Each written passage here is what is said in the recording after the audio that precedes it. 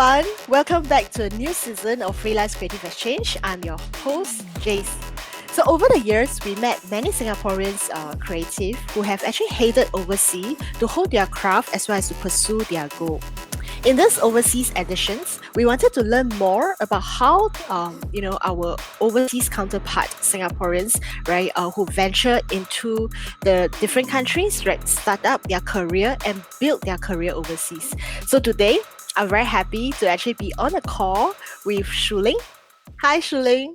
Hey, how's it going? Shuling is actually currently based in Chicago. So she is actually an award-winning documentary filmmaker, DP, as well as a location sound recordist. So she has a lot of passions with regards to social change. So I'm sure some of you all probably will have seen Shuling's most recent film called The Unteachable, right? That has actually won the Audience Award at the 2019 edition of the Singapore International Film Festival. So, Shuling, really thank you for your time to talk to us. So, what are some of the projects that you're working on at the moment? Well, this year has been an interesting year. I mean, so back in May, we had a premiere of a film that I got to work on called Becoming. It's actually available on Netflix in Singapore for you to watch. It's the Michelle Obama documentary. Right. And then there are two other documentaries that are in post-production now that I was able to do location sound on quite often. One is about the Indigo Girls, and the other is called True Memories and Other Falsehoods, about how like our memories can be how our brains can think something happened when it didn't really happen. So how our memories can be contaminated by uh, false information. So that's quite fascinating in my mind. And I'm also personally starting to direct a new short documentary. It's actually a personal one about my family and what it's like to raise a child as a queer family. Well, sounds like you have a busy time. Yeah, and I'm loving it. I So feel how? fortunate to be able to Right. do what I do for a living. Yeah. Yeah, that's true. That's true. I guess that's why a lot of the creative actually choose to be independent, like to be a freelancers, because you really this is it's really a blessing, I would say, to be able to do what you love, right, as a living.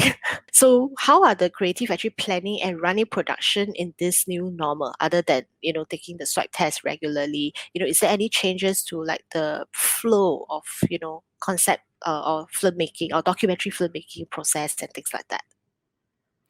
Yeah, I think earlier on, there was a bunch of productions where the producer and the director didn't even come on set.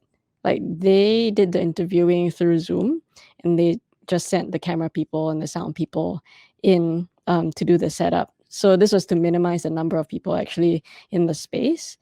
Um, and I think that in turn also resulted in like more responsibilities being placed on the people who were on set, because if you really want to cut down the number of bodies, then you don't have the extra pair of hands of a PA, or a grip or an assistant.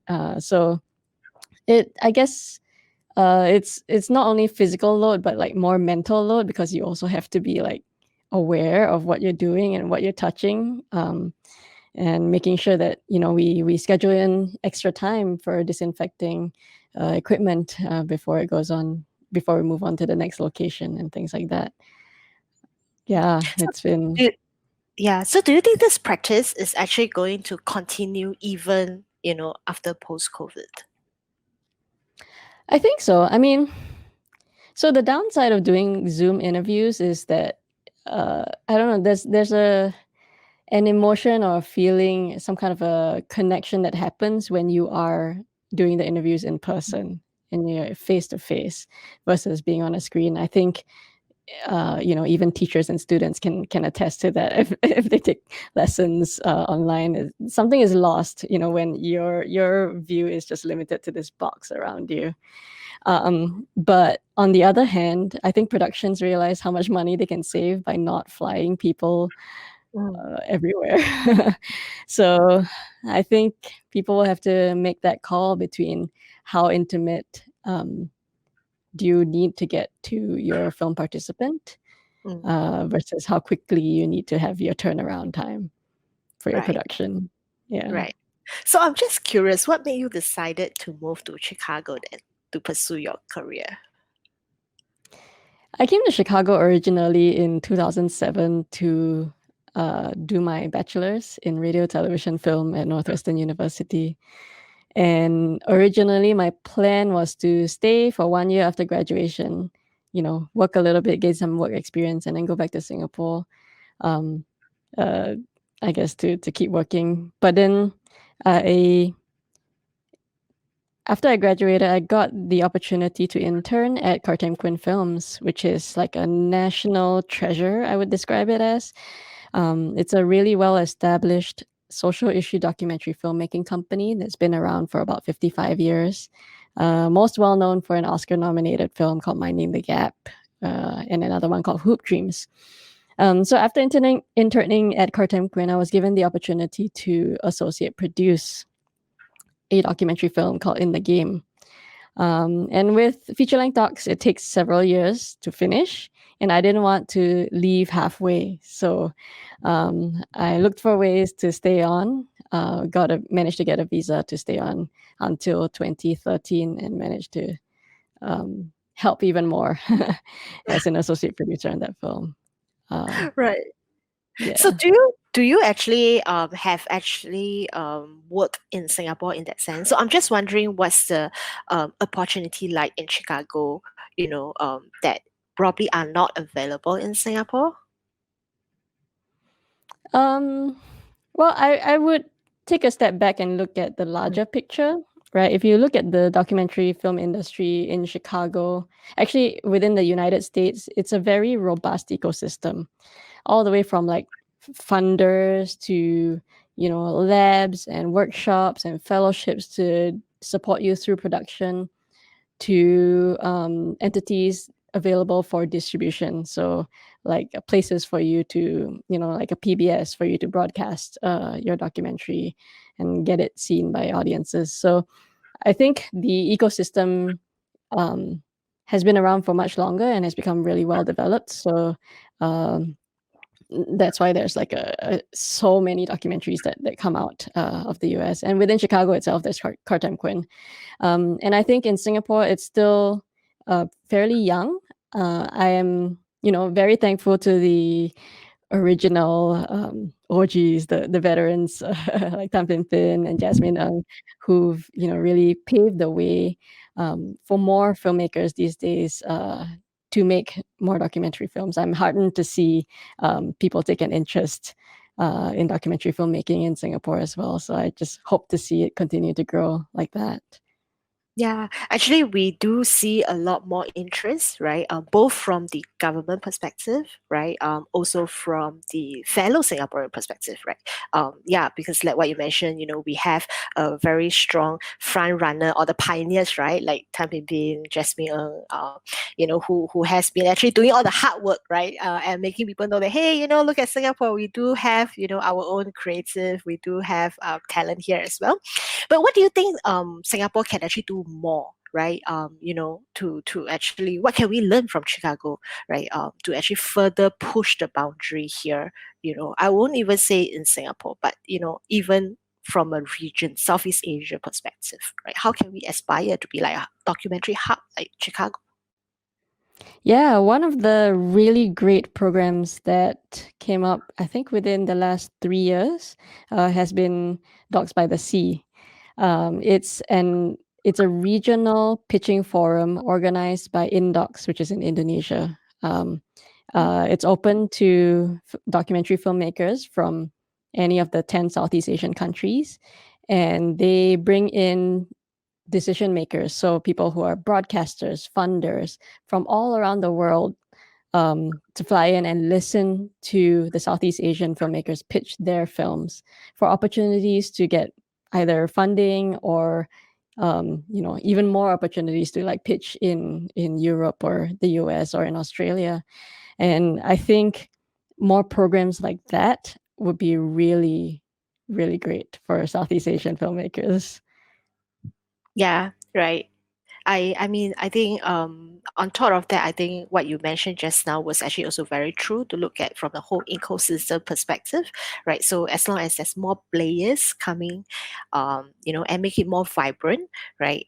Then I guess it actually evoke more activities, and that's how we learn and grow, from there, right? So in your last, I would say, few years, right, last 10 years at least, right, in terms of working on different documentaries, whether it's in Chicago and the rest of the world, what would you define as some of your defining moments, right, like the key milestones in your last 10 years of your career that bring you to where you are today?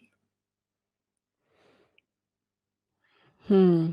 Well, yeah, I guess when I look back at milestones, um, I would say the first feature length documentary that I got to work on was way back in 2011. I had met a filmmaker through the Cartem Quinn internship. She had interned like the year before me. So this filmmaker named Rebecca Parrish, she was making a film called Radical Grace, following three activist nuns fighting for social justice across the country. And I thought it was a really cool story. And she asked if I would work on it with her. And, she didn't have a lot of money. I didn't have a lot of money, but it sounded like a really good experience. So we took what little equipment we had and we pulled it together, and what we didn't have, we borrowed and we rented. And yeah, I think one of the biggest highlights of that film was the two of us going to Rome to follow one of the nuns who was leading a pilgrimage there. And it happened to be at the same time that Pope Francis was elected. So we were in St. Peter's Square when everyone was staring at the little chimney, waiting for the white smoke to come out to indicate that they had chosen a new pope. Um, yeah, I mean, it's good memories for sure and great experiences. One I wouldn't trade for the world. And I guess following that experience, another defining experience would be my first feature length documentary as a DP. And that was with a filmmaker named Asia Bundawi. She was making a film called The Feeling of Being Watched, which is about government surveillance of American Muslims. And she had reached out to me. She found my name through another person I knew from Carter Quinn. But she was looking for a female DP specifically because we were going to be filming in a community that's already very paranoid about having cameras around. And I think they wanted to be more sensitive and less, I guess, intimidating. Um, Mm, so I think it worked out really well. The two of us uh, worked for like a year and a half documenting what was going on in her community of Bridgeview in Illinois. And the film ended up, premiering at the Tribeca Film Festival and managed to be broadcast on PBS. So it I think, opened a lot of doors after that.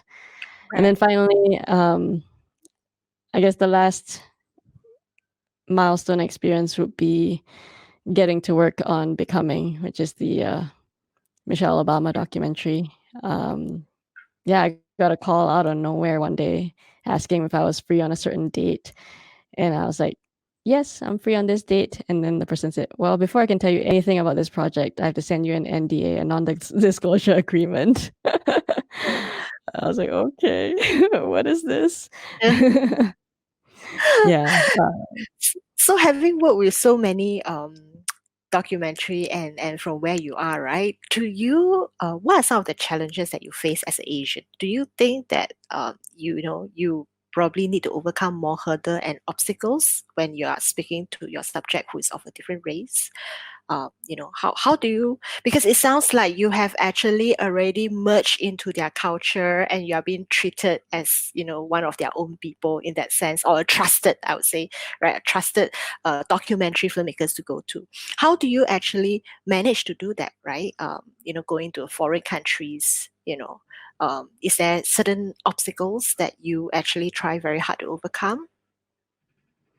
I think I would say the first 5 years that I was here, I tried really hard to hide the fact that I was different. And I tried to blend in with the mostly white uh, rooms, in the documentary film industry. But something magical happened in, I think, sometime around 2015, 2016, where people of color, so minority groups, started to organize. After being tired of being sidelined by the mostly straight white male crowd, minority groups started to organize their own groups and support each other. And it's really grown wonderfully, right? So one of the examples is Brown Girls Dog Mafia. It started as a Facebook group, and now there, I think over 4,000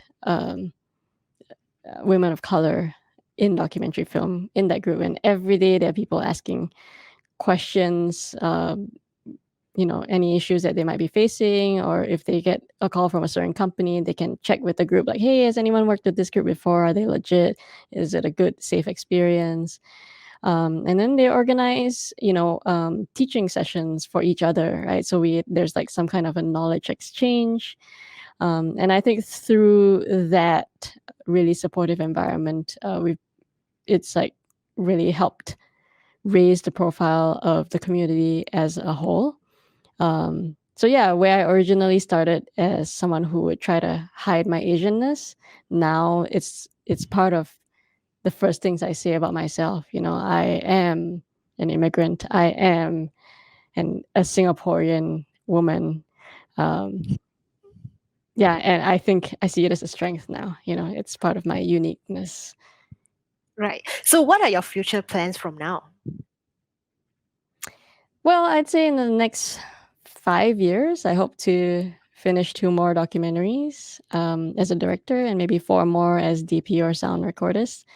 And I also recognize that, over the last 10 years, there have been a lot of really generous and kind filmmakers who've um, guided me and lent me their ears and their equipment and their time. And I definitely want to pay it forward. So I'm committed to continuing to mentor more emerging filmmakers so that others can also, find their what I call the ikigai, right? So the combination of what you love, what you're good at, what the world needs, and what you can be paid to do. Right. Wow. I'm sure a lot of the young people will actually jump at this opportunity. Right. So talking so about we speak so much about your time in Chicago and your career. So now I want to bring it back to actually your documentary, which is Unteachable.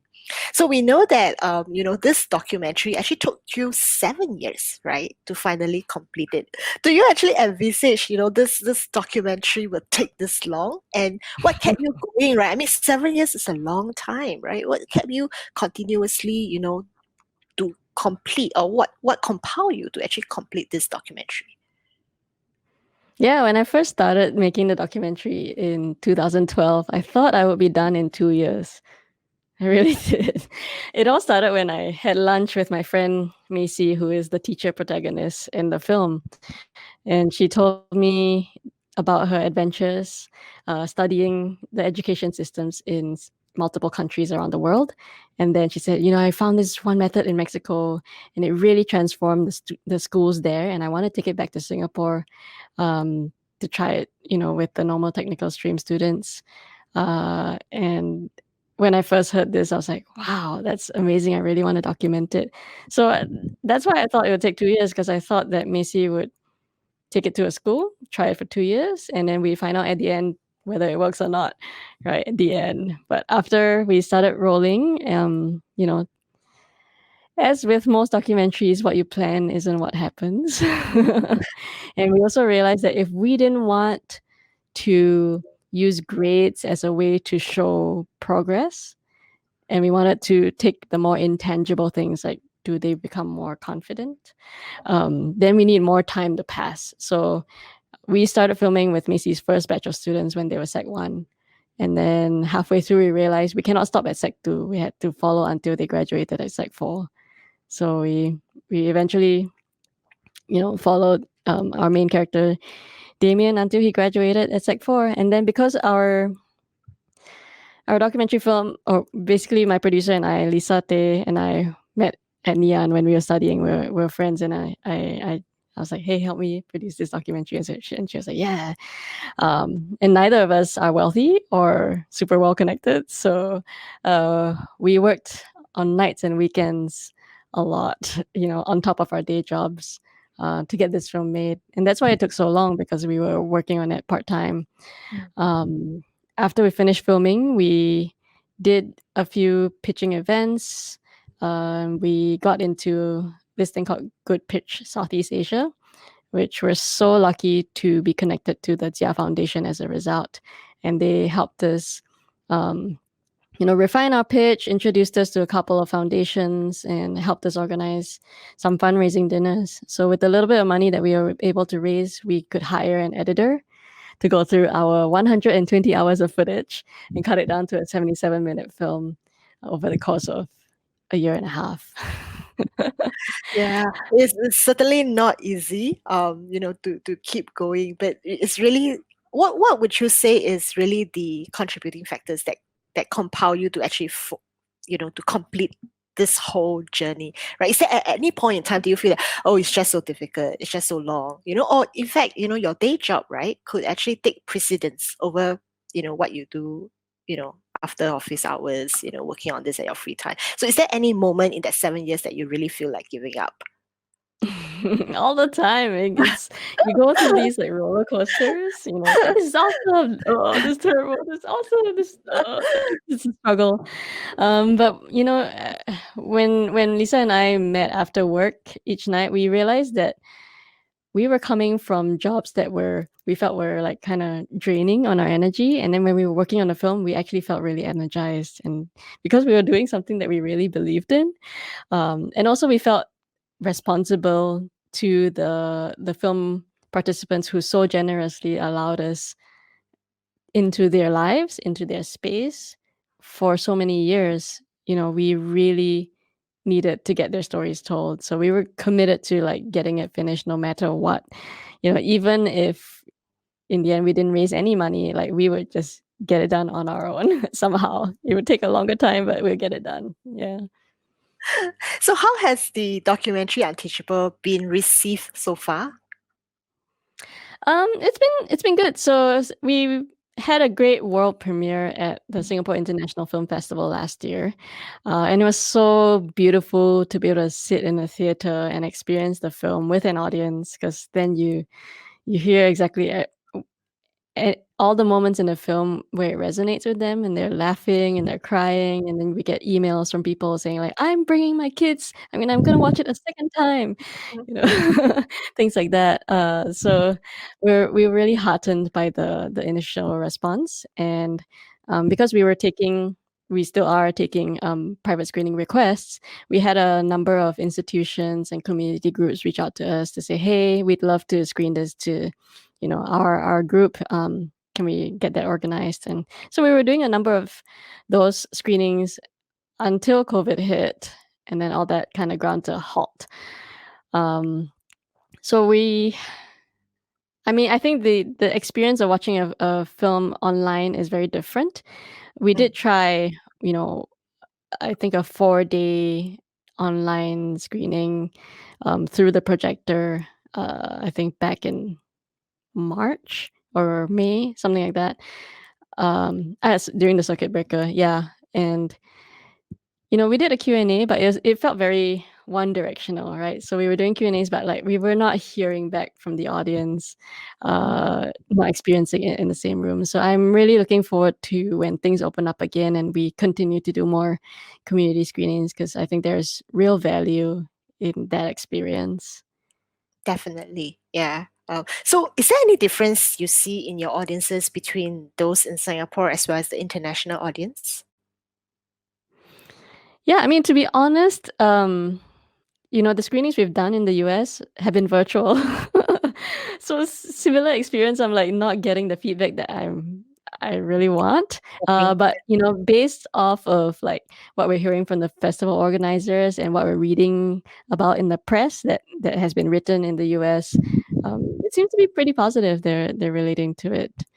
Yeah. Yeah, so I'm just wondering, are your international audience able to understand the context? Because Unteachable talks very specifically about Singapore context, right? And also really based on our education systems. So, for a documentary like this that is so I would say localized in a way, right? Are your international audience able to understand the context, right, of what goes behind it and also relate, to the key, I would say, message that you actually want to bring out in the documentary? Yeah, it's interesting. I mean, right from the get-go, as we were editing the film, we knew we wanted it to be able to translate beyond Singapore borders, and that's why you will see in the film several title cards explaining our acronyms like PSLE, ITE, and level. It was to make sure that everyone could kind of get a sense of what it was. We also made sure to put the equivalent. So, like when we say, Damien is a Sec 2 boy, we also put in parentheses like grade 8, right? Mm. 8 or 8th grade student. Um, so that it would translate. And we made sure in the edit to send our work in progress cuts to several, uh, I guess, editing consultants here. People who have zero experience of the Singapore education system to make sure that any confusing points or any gaps were filled. Yeah, that's part of the editing process. We sent it out to multiple people and had lots of test screenings, even with audiences in the US to iron out those kinks. Right. Yeah. So I guess this is actually one of the key points, right? Because a lot of the filmmakers, right, always think that, oh, I want to actually, create content for international audiences. Therefore, I cannot touch on things that's too specific in Singapore. I think in Unteachable, you have actually demonstrated there's actually a way that you can actually balance it, right? Just like Koreans, K-pop is so successful, but a lot of time is actually on their culture, right? But it's also international received. So I think what you have done, right, is very sensible, right, in terms of translating our local culture. So there's also a school of thought, right, that Singapore filmmakers, of course, everyone want to make stories with more international appeal for box office successes, instead of just focus on Singapore as a market. So what are some of your thoughts, on this, like how Singaporean freelance, or rather I would say Singaporean documentary filmmakers can actually create content, right, for more international appeals? Yeah. So I think if you want to make a film that can translate universally, where your film, it doesn't matter where it is set and it doesn't matter where the people are from, then you have to touch on things that we can all relate to regardless of where you are located. So things like family, like love, or life milestones that all of us can relate to, life and death, or even emotions that are experienced on screen, like pain if someone's crying on screen, or if someone is experiencing really intense joy. I think that really translates across borders. The other thing is, um, the school of thought around like making stories for box office success. I think we have to expand on that thinking, because box office success is not the goal of every filmmaker, right? So sometimes filmmakers do put their time and effort into making films because they want to make change, or maybe they want to touch some lives, or maybe they just want to, I don't know, create new opportunities for themselves. After making this film, it will lead to better opportunities on their next film. Maybe they're doing it for awards. So it's not necessarily all about the money. Yeah. Especially for documentary, right? So how do you go about selecting the subjects for your documentaries? Are you talking about the people, or like, what my documentary is about? What your documentary will be about? Like, so how do you decide Mhm. which documentary you want to make next? Mm.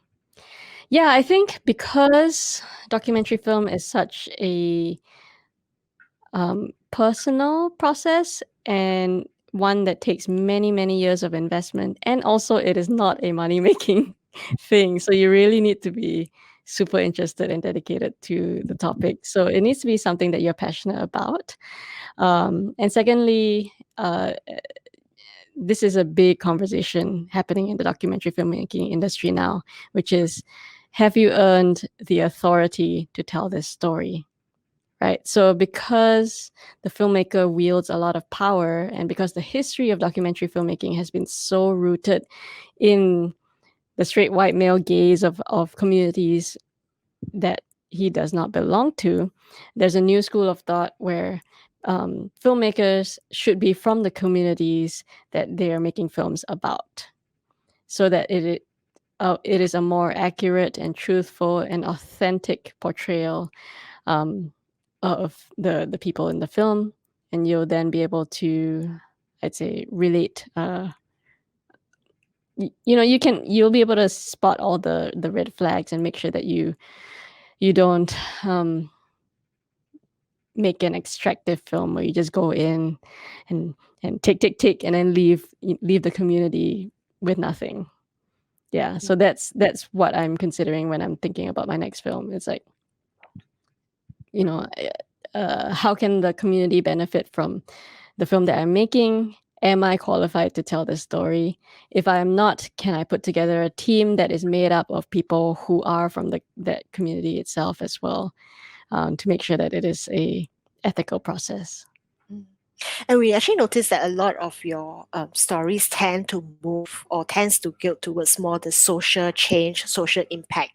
Um, I would say genre or area. Is that a conscious decision to do it that way, or it just happened that your stories are all geared towards this area? Yeah, I think, right from the get-go, when I was sitting in my college class, I thought I was going into radio at first, and then this filmmaker came in and screened her film about the stem cell debate. And it dawned upon me that it's possible to use my filmmaking skills to do good at the same time. I was like, wow, this is amazing. I want to do social issue documentary films. So I contacted this filmmaker who was speaking in my class, and she was the one who pointed me towards Kartempuan Films. And she was the one whose film I ended up associate producing after I graduated. So it's been a nice full circle, and I think, it helps you get up in the morning. It gives you meaning to your work. It helps you stay sustainable and keeps you energized, because it is a very difficult thing to do. Yeah, a lot of filmmakers, after they finish a film, they're like, "I'm never doing this again." And then after a while, they're like, "Oh, that's a really great story. Let's do this." Yeah, so a lot of time we also hear from Singapore filmmakers, right, who feel that because as Singapore we are a very young country, so we don't have the depth of cultures and things like that. Do you think that is actually part of the reason that actually prohibited Singaporean filmmakers from doing, I would say, a big budget documentary in that sense? I don't think it's a young nation thing. I don't think it's a lack of culture. I think there are plenty of stories in Singapore. It's just really difficult to get it done because most of the funding comes from one place. And it's not exactly, you don't exactly have free reign to choose exactly what topics you want to do it on. You're kind of restricted by the funder what you can talk about in your film. So until we can build a stronger ecosystem where documentary films are supported not just by government, but by private entities, by the community, um, and even, regional and international support with co-productions as well. Um, yeah, I think there's a lot of growing that needs to happen to make it something that is possible to do without making yourself homeless. Yeah. Right. Yeah. So what advice do you have for Singapore creative, right? Who want to actually, move overseas for work? Do you have any advice for aspiring uh Singapore creative who is looking at expanding, their base overseas? Yeah, I mean, it takes a while to build up your credibility in a certain community. So I'd say make sure you have some emergency funds saved up to tide you over this period where I mean, for the first 4 years after graduating, I went to as many networking events as I could, um, joined as many labs and fellowships as I could. And when my freelance income didn't fully support me, I did have a part-time job 3 days a week so that I could spend the other 4 days a week building up my freelance career. And then, you know, after many years of doing the Craigslist ads and applying to everything that I saw, yeah, slowly but surely I stopped needing to look for work, which is nice. Yeah. Yeah. Yeah, yeah. I guess there's always this period that you need to actually really fully immerse yourself into what you are doing in order to reap the reward, right? So, it's not like an instant gratification where you just move there and then you suddenly, people will come looking for you and Mhm. understand what you are doing. Yeah, that's Yeah, great. it is a highly Yeah, networking-based yeah. industry. Especially for creative, right? Especially for filmmaking, right? Because I think people need to trust you to hand I would say the job to you because it's after all a teamwork, right? You need to be able to know that everybody is actually doing their parts and will do their parts, right? And in order to make Absolutely. it a beautiful film. Yeah, Yeah, great. yeah, you're right. And I think in the freelance world also, you're only as good as your last job. Like every job is an audition. Because if you mess up once, you might not get on this project again. Yeah, exactly. Yeah. Thank you so much, Shuling. Thank you for your time. In sharing your expertise and advice, that's really, really great. And I guess our audience learned a lot from you as well. So thank you to our audience as well for listening to our show, The Freelance Creative Exchange. You can actually catch this episode on our Spotify as well as Apple Podcasts. Check out our website, right? And join our Creative at Works community on the Facebook, Instagram, and also TikTok, right? So in the meantime, keep safe, right? And we'll chat soon. Thank you, Shuling. Thank you for your time. Thanks for having me.